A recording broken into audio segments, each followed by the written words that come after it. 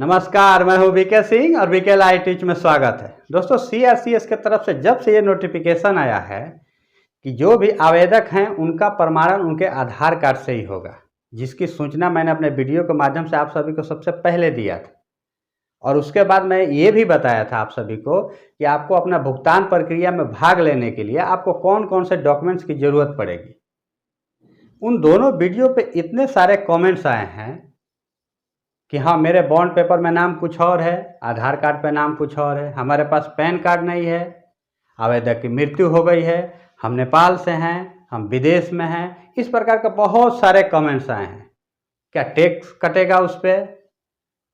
तो इन सारे कमेंट्स को मैंने सिलसिलेवार तरीके से पढ़ा, फिर मैंने कुछ कमेंट्स का जवाब भी दिया है। लेकिन आज मैं जो वीडियो के माध्यम से आप सभी को जवाब देने की कोशिश करूँगा, मुझे उम्मीद है कि अगर ये वीडियो आप अंत तक देख लेते हैं तो आपको जितने भी आपके मन में सवाल है भुगतान प्रक्रिया से पहले, जो भी आपके मन में सवाल आ रहे हैं, सारे सवालों का जवाब आपको मिलेगा। मैंने कुछ सवालों का यहाँ लिस्ट लिया है जो कि लोगों को जेन्युइन सवाल हैं। मैं इनको बारी बारी से आपको सवालों का जवाब देने की कोशिश करूँगा। लेकिन उससे पहले आपसे रिक्वेस्ट है कि अगर चैनल पर आज पहली बार आए होंगे तो चैनल को सब्सक्राइब कीजिए, बेल की घंटी को दबा कर ऑल पर भी सेलेक्ट कीजिए, ताकि आने वाले जो भी वीडियो है उसका नोटिफिकेशन आपको सबसे पहले मिलेगा। तो चलिए मैं बारी बारी से सारे सवालों को लेता हूं, और ये आप सभी का ही सवाल है जो मुख्य रूप से सवाल हैं। ऐसा लगा कि अगर इन सारे सवालों को हम जवाब दे देते हैं तो जितने भी हमारे निवेशक भाई हैं जो हमारे वीडियो पे कमेंट के रूप में अपने सवाल किए हैं, सभी सवालों का जवाब आपको मिल जाएगा। देखिए, एक सोशल मीडिया पे ये भी खबरें चल रही है, एक नंबर पे मैं इसको रखा हूँ सबसे पहले। क्योंकि ये खबर ऐसी है कि लोगों के मन में कुछ ऐसी स्थिति पैदा हो जाती है कि यार मेरा भुगतान नहीं मिलेगा क्या, इस प्रकार से। इसके लिए मैंने इसको सबसे पहले नंबर पे रखा है। और आखिरी नंबर पे है कि बॉन्ड पेपर में नाम गलत है, कैसे सुधार करें। अगर आपके बॉन्ड पेपर पे नाम गलत है, आधार कार्ड पे नाम कुछ और है, तो उसको कैसे सुधार करना है वो मैं आपको 7वें नंबर पे रखा हूँ। बीच में बाकी बहुत सारे सवाल हैं, बहुत महत्वपूर्ण सवाल है। लेकिन पहले जो सवाल है कि 1,22,000 लोगों को पहले मिलेगा पैसा, सच या झूठ।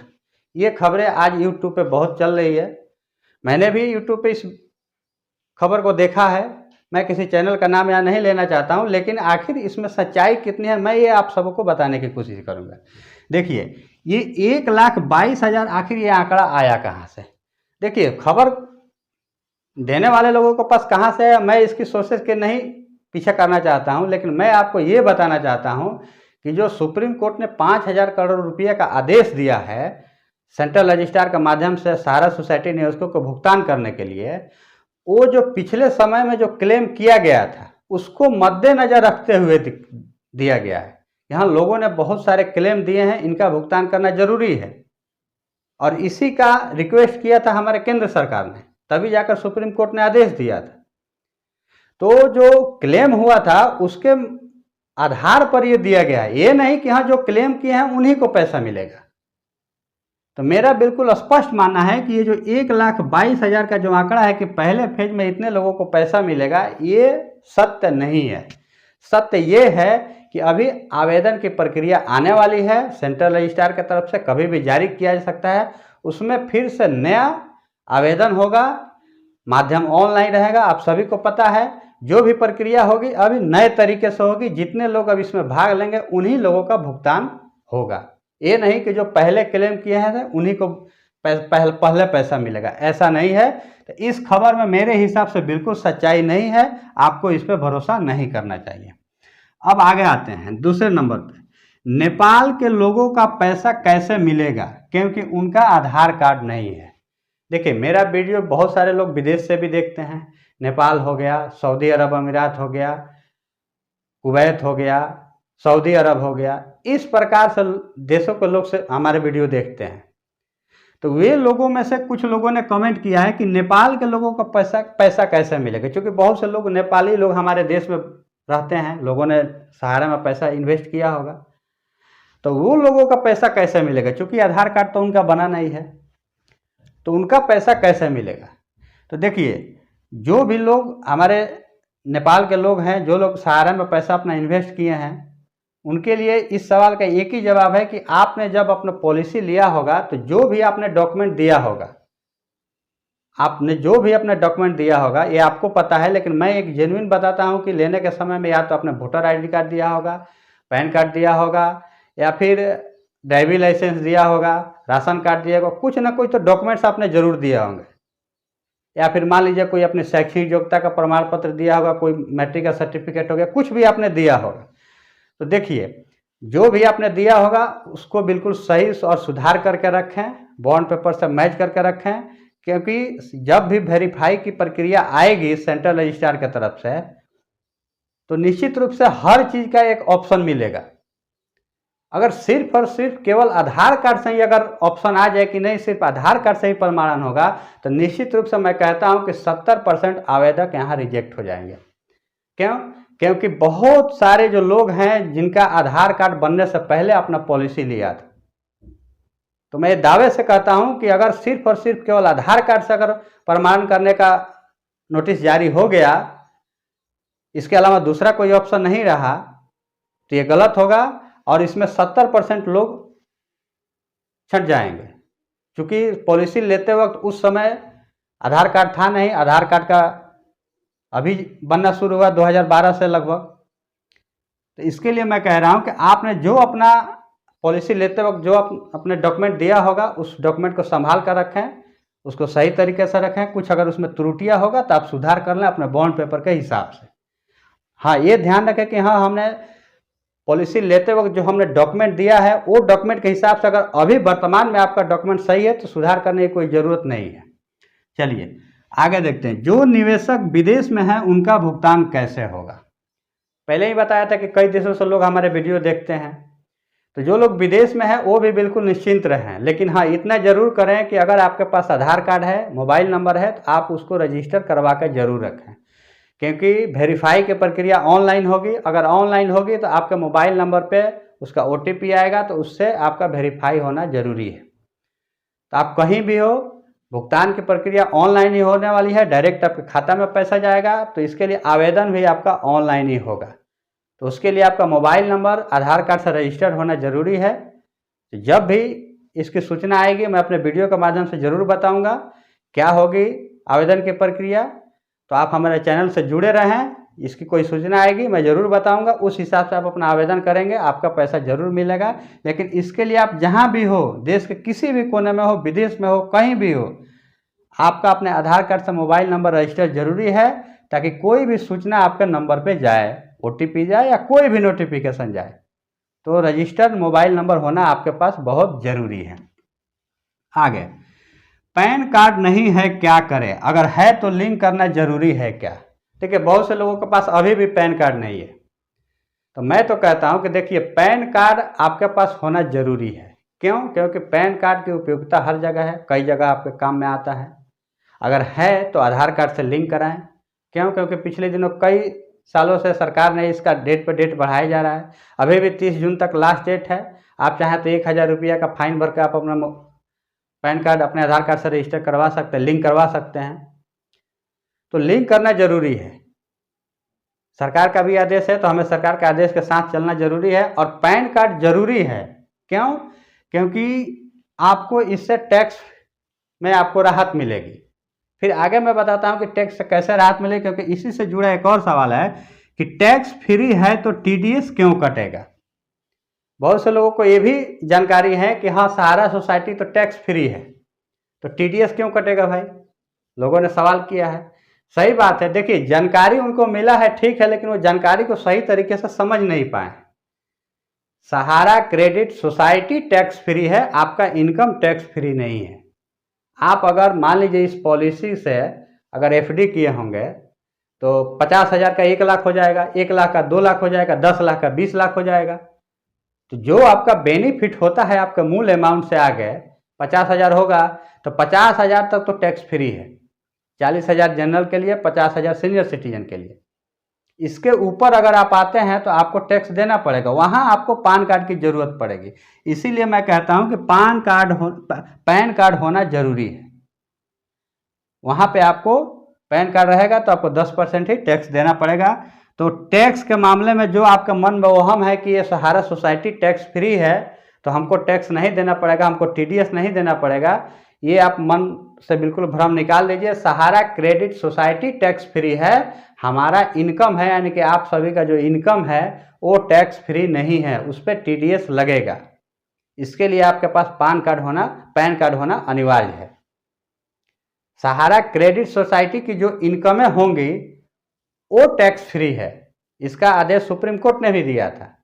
तो आपने खबर तो सुनी सही है, लेकिन उस खबर को आपने समझ नहीं पाए हैं। और ये जो मामला है ये टीडीएस का मामला है, आपके इनकम के ऊपर टैक्स टीडीएस लगेगा, इसके लिए आपके पास पैन कार्ड होना जरूरी है। अगला सवाल, अकाउंट होल्डर की मृत्यु हो गई है, कैसे भुगतान मिलेगा? देखिए, बहुत से हमारे निवेशक भाई ऐसे हैं जिनकी मृत्यु हो चुकी है, बहुत दुखद की बात है, लेकिन सत्य ये है कि मृत्यु हो चुकी है तो उनका भुगतान कैसे मिलेगा? देखिए, जिस अकाउंट होल्डर की मृत्यु हुई है उनके बॉन्ड पेपर में जिनका नाम नॉमिनी में है वो आवेदन करने के हकदार होंगे, लेकिन उनके पास मृत्यु प्रमाण पत्र, अपने जो भी आवेदक हैं, जो भी रिश्ता उनका है, उनका मृत्यु प्रमाण पत्र होना जरूरी है, क्योंकि सत्यापित करना पड़ेगा कि हाँ अकाउंट होल्डर की मृत्यु हो चुकी है और नॉमिनी में आपका नाम है तो आप उनका नॉमिनी है, आप अपना आवेदन कर सकते हैं, लेकिन बशर्ते आपके पास मृत्यु प्रमाण पत्र होना जरूरी है। इसके लिए अगर मृत्यु प्रमाण पत्र नहीं है आपके पास तो मृत्यु प्रमाण पत्र जल्द से जल्द बनवा लें। चलिए, अब अंतिम सवाल है और सबसे खास सवाल है कि बॉन्ड पेपर पे नाम गलत है, कैसे सुधार करें? ये बहुत सारे लोगों का कमेंट है, ऐसा हुआ भी है, सच्चाई भी है कि बॉन्ड पेपर पे क्या है, मिस प्रिंटिंग की वजह से या तो टाइटल कुछ और हो गया है या फिर नाम में कुछ स्पेलिंग मिस्टेक हो गया है। तो इस प्रकार से बहुत से लोगों को बॉन्ड पेपर में मिस्टेक हुआ है। तो उन लोगों को मैं बिल्कुल आश्वस्त करना चाहता हूं कि बाकी का डॉक्यूमेंट्स अगर आपका सही है, जैसे मान लीजिए पैन कार्ड हो गया, आधार कार्ड हो गया, उस पर सब कुछ सही है, date of birth, address, name, ये सही है अगर, तो मान लीजिए कि अगर आपके बॉन्ड पेपर पे नाम में थोड़ी सी मिस्टेक हो गई है किसी एक स्पेलिंग को लेकर के या फिर टाइटल को लेकर के, तो उससे आपको ज़्यादा चिंता करने की ज़रूरत नहीं है, क्योंकि आपने जो डॉक्यूमेंट दिए होंगे पॉलिसी लेते वक्त निश्चित रूप से आधार कार्ड दिए होंगे, पैन कार्ड दिए होंगे, उस डॉक्यूमेंट्स में अगर आपका नेम और डेट ऑफ बर्थ सही है, एड्रेस सही है, तो मिस प्रिंटिंग की वजह से अगर बॉन्ड पेपर में थोड़ी सी मिस्टेक हो भी गई है तो उससे कुछ ज़्यादा फर्क पड़ने वाला नहीं है, क्योंकि सहारा के पास जो डॉक्यूमेंट है वही सीआरसी इसके पास जाएगा वेरीफाई करने के लिए। केवल एक बॉन्ड पेपर से तो वेरीफाई होने वाला है नहीं, बिल्कुल स्पष्ट है। तो उन सारे डॉक्यूमेंट्स को भी चेक किया जाएगा, तभी आपको प्रमाणित किया जाएगा कि हाँ इन्हीं का यह बॉन्ड है और इन्हीं को भुगतान करना है। तो आपका जो बैंक पासबुक हो गया, पैन कार्ड हो गया, आधार कार्ड हो गया, इन सब में अगर सही है, अगर बॉन्ड पेपर पे अगर थोड़ी सी मिस्टेक है तो उससे ज़्यादा चिंता करने की ज़रूरत नहीं है।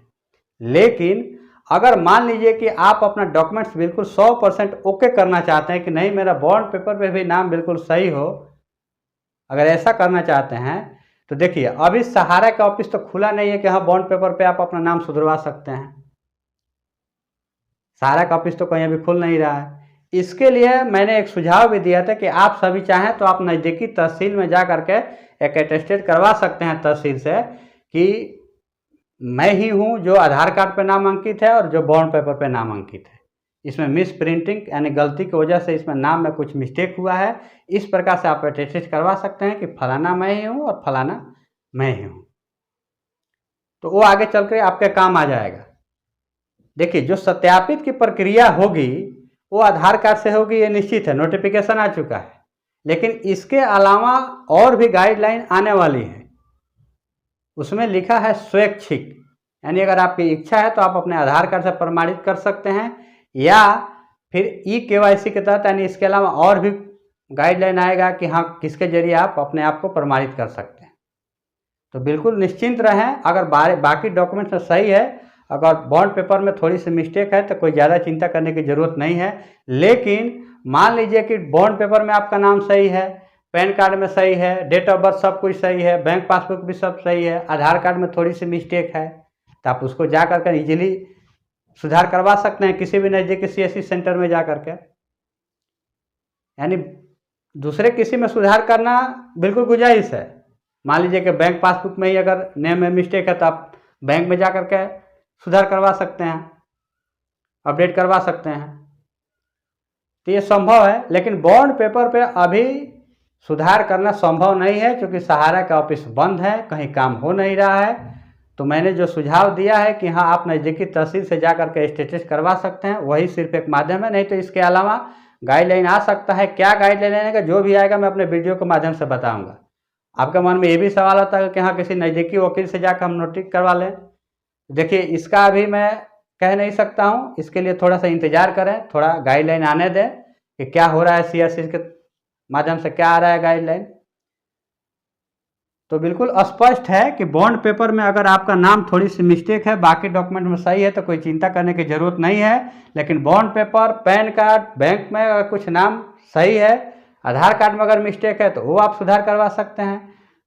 बैंक में अगर पासबुक पर नाम थोड़ी सी मिस्टेक है तो आप वो भी सुधार करवा सकते हैं। ये बिल्कुल आसान है।